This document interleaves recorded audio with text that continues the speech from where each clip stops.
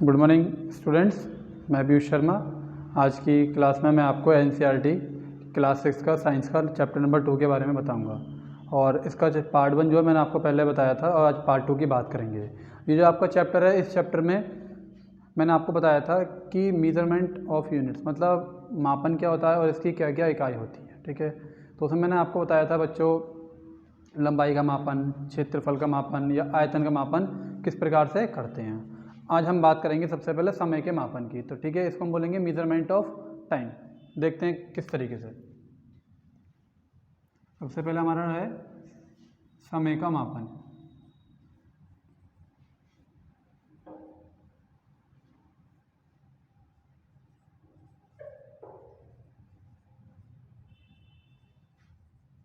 Measurement of time.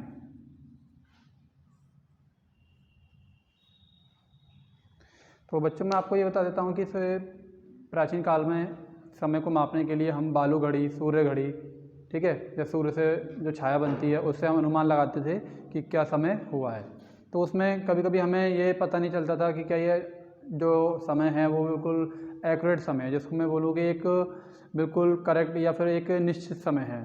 लेकिन जैसे जैसे टाइम बढ़ता गया, जैसे जैसे आधुनिक समय आता गया, उसी के साथ साथ हमने समय को मापने के लिए घड़ी का प्रयोग करने लगे। किसका? वॉच का प्रयोग। तो घड़ी भी बच्चों बहुत प्रकार की होती हैं, बालू घड़ी, ठीक है। और मैं बोलूँ तो एक तरीके से जो प्राचीन समय में हम प्रयोग करते थे, बालू घड़ी का प्रयोग करते थे, सूर्य घड़ी का प्रयोग करते थे। मतलब क्या कि अगर सूर्य इधर है तो क्या समय हुआ है, और बस वो पूरब से निकल गया, पश्चिम में छिपते छिपते कितना समय होता गया।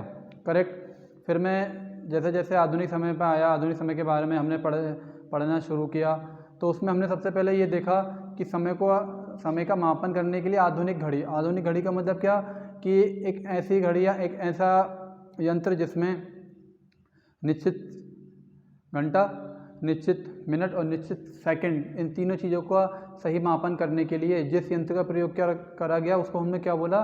उसको हमने घड़ी बोला, मतलब घड़ी उसका नाम रखा गया।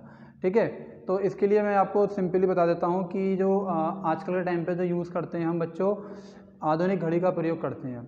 घड़ी बच्चों हम हाथ में बांधते हैं, जिसको बोलते हैं व्रिस्ट, मतलब एक तरीके से हाथ में बांधने वाली घड़ी बोलते हैं, कलाई पे बांधने वाली। एक होती है दीवार घड़ी, ठीक है। एक आती है बच्चों इलेक्ट्रॉनिक्स, मतलब कि जिसमें मैं बोलूँ नंबरिंग वाली, जिसमें बच्चों टेम्परेचर तक आता है, एयर प्रेशर भी आता है, मतलब वायु का दाब भी आता है कि वायु का दाब कितना है, टेम्परेचर कितना, तापमान है, और वो समय भी हमें बताती है। और समय में क्या क्या बताती है वो हमको? निश्चित आवर मतलब घंटा, निश्चित मिनट और निश्चित ही सेकंड, मतलब हर चीज़ बिल्कुल एक्यूरेट ही बताती है। अब मैं यहाँ लिख देता हूँ एक दो चीज़ें आपके लिए कि जो समय है इसका जो मानक मात्रक है वो क्या होता है। ये बच्चों एक अच्छा क्वेश्चन बन जाता है कि समय का मानक मात्रक।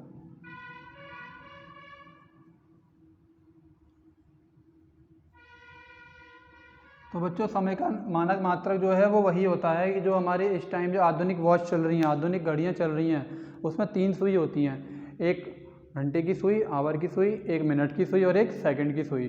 जो सबसे पतली और आपको रेड कलर में एक अलग ही डिफरेंट कलर में मिलेगी आपको नॉर्मल वॉच में, तो वो होगी सेकंड वाली सुई। और वही क्या होता है? समय का मानक मात्रक होता है। क्या होता है वो? समय का मानक मात्रक होता है। करेक्ट बच्चों। अब समय के मानक मात्रक के बाद हमने ये तो पता लगा लिया कि समय का मापन हम कैसे करते हैं। प्राचीन टाइम में कैसे करते थे? बालू घड़ी से करते थे या सूर्य घड़ी से करते थे। आधुनिक टाइम में हमने किससे करा? मशीनी घड़ी से करा। ठीक है, उसके बाद बच्चों क्या आया? डिजिटल घड़ी भी आई। डिजिटल घड़ी का मतलब क्या कि आपने देखा होगा कि किसी किसी घर पे ऐसी घड़ी लगी होती है जिसमें टेम्परेचर भी आता है, एयर प्रेशर भी आता है, ठीक है। उसको बोलते हैं डिजिटल वॉच, मतलब जिसमें नंबरिंग आती हैं। ऐसा नहीं है कि ये घड़ी होगी इसमें 1 2 3 लिख रही होगी और सुई उसमें चलती रहेगी, उसको हम डिजिटल वॉच नहीं बोलते, उसको बोलते हैं आधुनिक वॉच। ठीक है, इसके बाद एक घड़ी और होती है बच्चों जिसको हम बोलते हैं विराम घड़ी, जिसको बोलते हैं स्टॉप वॉच, विराम घड़ी।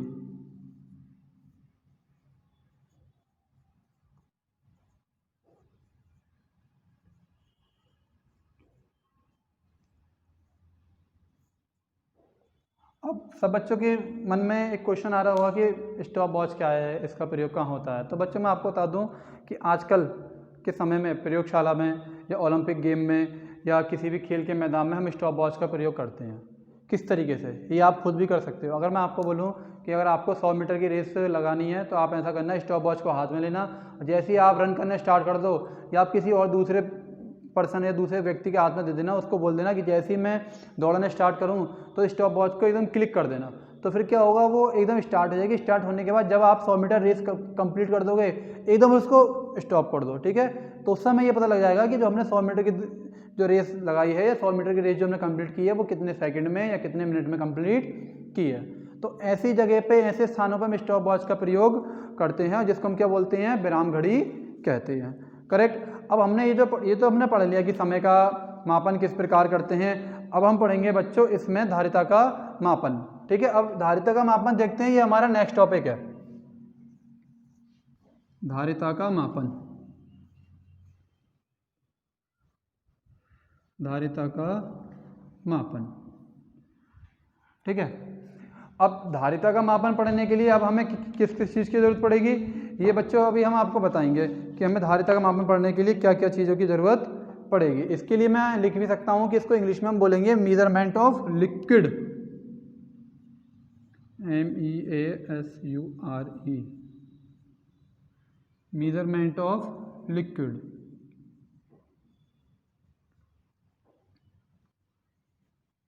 और मैंने यहाँ लिक्विड इसलिए ही लिखा है ये कि बच्चों की समझ में आना चाहिए कि अब हम किस चीज़ को या किस तरह के पदार्थ को या किस चीज़ के बारे में पढ़ने जा रहे हैं, किस चीज़ को मापने जा रहे हैं। तो बच्चों लिक्विड का मतलब द्रव, कि जितनी भी द्रव वस्तुएं होती हैं, लिक्विड स्टेट में जो भी वस्तु होती हैं, उसको हम किस प्रकार से मापते हैं या उसका किस प्रकार से मापन करते हैं।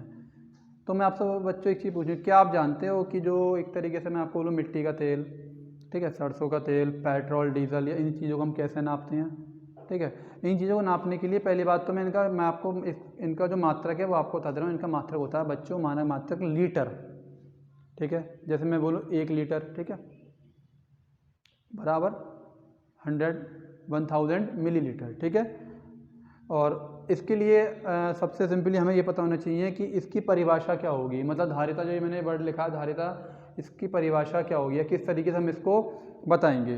तो मैं आपको बोल दूँ कि बच्चों, जब कोई भी द्रव या कोई भी पदार्थ किसी बर्तन में रखा होता है, किस में रखा होता है, जब वो किसी बर्तन में रखा होता है तो जो वो द्रव है वो उस बर्तन का जो स्थान है उसको घेर लेता है, ठीक है, उसके स्थान को घेर लेता है। जैसे मान के चलिए आपके हाथ में एक गिलास है, गिलास में आपने पानी लिया बॉटल से, तो वो जो लिक्विड है, जो वाटर है, वो क्या करेगा, वो उस गिलास के स्थान को घेर लेगा, और जिस स्थान को वो घेरेगा वो क्या कहलाएगा, उसको हम बोलेंगे उसका भीतरी आयतन, मतलब इनर वॉल्यूम, क्या बोलेंगे, भीतरी आयतन।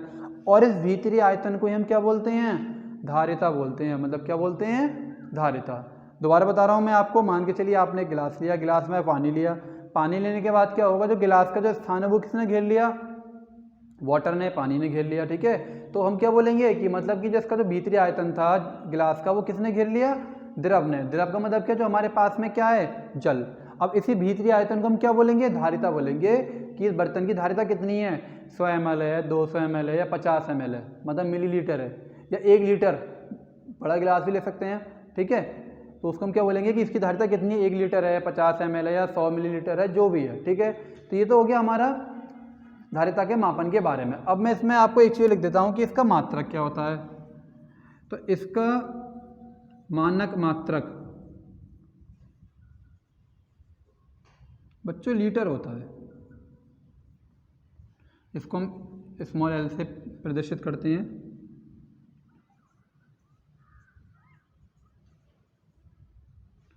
लीटर होता है, करेक्ट। और ये जो मैंने सेकंड वाला बताया था इसको हम लिखते हैं बच्चों सेकंड, SEC, ठीक है। तो इसमें अब हम अपने इस टॉपिक में आगे बात करेंगे। तो आगे जो हमारा टॉपिक आने वाला है बच्चों वो है हमारा वर्षा का मापन। वर्षा का मापन आपने बच्चों देखा होगा कि जो न्यूज़ आती हैं उसमें बताती हैं कि आज यहाँ पे इतने सेंटीमीटर बारिश हुई है, ठीक है, या यहाँ पे हवा का दबाव इतना था और हवाएं इस दिशा में इतनी स्पीड से चल रही थी, तो ठीक है, यहाँ पे मानसून अच्छा बनने के बाद यहाँ एक अच्छी बारिश हो गई, ठीक है। तो अब मैं बात करता हूँ वर्षा का मापन, ठीक है बच्चों। जैसे इस टाइम बारिश का मौसम चल रहा है, किसका मौसम चल रहा है बच्चों, बारिश का मौसम चल रहा है।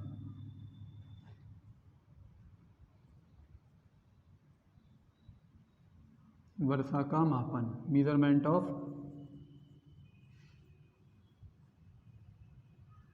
रेन। करेक्ट। अब इसमें मैं आपको बोलूँ कि बरसात के मौसम में बच्चों आपने देखा होगा कि कुछ स्थान ऐसे होते हैं जहाँ अधिक वर्षा होती है, कुछ स्थान ऐसे होते हैं जहाँ कम वर्षा होती है। ठीक है, अब इसी का मापन हम कैसे करें, मतलब इसको हम कैसे मापें। तो बच्चों इसके लिए मैं आपको बताऊँ, एक ऐसा यंत्र होता है जिससे बारिश का पता लग जाता है, उसको हम बोलते हैं बच्चों वर्षा मापी, मतलब रेन गोज। क्या बोलते हैं? वर्षा मापी। ये एक ऐसा यंत्र होता है जिसके द्वारा हम ये पता लगाते हैं कि कितनी वर्षा हुई है, जिसको हम बोलते हैं रेन गॉज। ये बच्चों रेन गॉज। ठीक है, और मैं आपको बताऊँ ये क्या होता है। ये एक कांच का बना होता है और इसकी शेप मैं आपको बता दे रहा हूँ, इस तरीके से होती है। यहाँ पे बच्चों ये इसकी रीडिंग लिखी होती है और रीडिंग लिखने के बाद हम इसको क्या करते हैं, जहाँ पे बारिश पड़ रही होती है उस किसी भी एक स्थान पर रख देते हैं। रखने के बाद ये देखते हैं कि इसमें यहाँ जो पारा है वो कितना ऊपर उठा। ठीक है, तो उस समय ये पता लग जाता है कि यहाँ पे कितने सेंटीमीटर बारिश हुई है या कितनी अत्यधिक बारिश यहाँ पे होने की आशंका है। ठीक है, और मैं आपको बताऊँ वर्षा को हम सेंटीमीटर या मिलीमीटर में भी नापते हैं। ठीक है, सेंटीमीटर या मिलीमीटर। ठीक, अब जो हमारा जो अगला टॉपिक है, मैंने आपको वर्षा का मापन भी बता दिया और इसके बाद में आपको बताऊंगा ताप का मापन। ताप का मापन, ठीक है, ताप का मापन। अब इससे हर बच्चे को पता चल रहा है कहीं ना कहीं टेम्परेचर की बात हो रही है। ठीक है, अब मैं आपको बताऊं ताप का मापन कैसे करते हैं। हर बच्चे ने देखा होगा कि जब हम किसी डॉक्टर के पास या किसी क्लिनिक पर जाते हैं तो हमारी बॉडी का टेम्परेचर मापने के लिए क्या करता है, हमें बुखार आता है तो वो क्या करता है, वो हमें अपने पास बुलाता है। बुलाने के बाद किसका यूज़ करता है, हर बच्चे को पता होता है थर्मामीटर। हर बच्चा बोल देगा, छोटे से छोटा बच्चा भी, कि सर थर्मामीटर का प्रयोग होता है। थर्मामीटर का प्रयोग तो होता है, लेकिन जो बुखार है वो नापते किस में बच्चों, वो नापते हैं डिग्री फ़ारेनहाइट। ठीक है, और इसमें मैं आपको बहुत सारी चीज़ें बताऊंगा कि एक स्वस्थ मनुष्य के शरीर का तापमान कितना होता है बच्चों, 37 डिग्री सेल्सियस होता है। ठीक है, अब इसको डिग्री फ़ारेनहाइट में हम कितना बोलते हैं, इसको बोलते हैं बच्चों 98.6 डिग्री फ़ारेनहाइट होता है। करेक्ट। तो ये मैंने आपको चीज़ बताई। सबसे पहले होता है सामान्य व्यक्ति का ताप,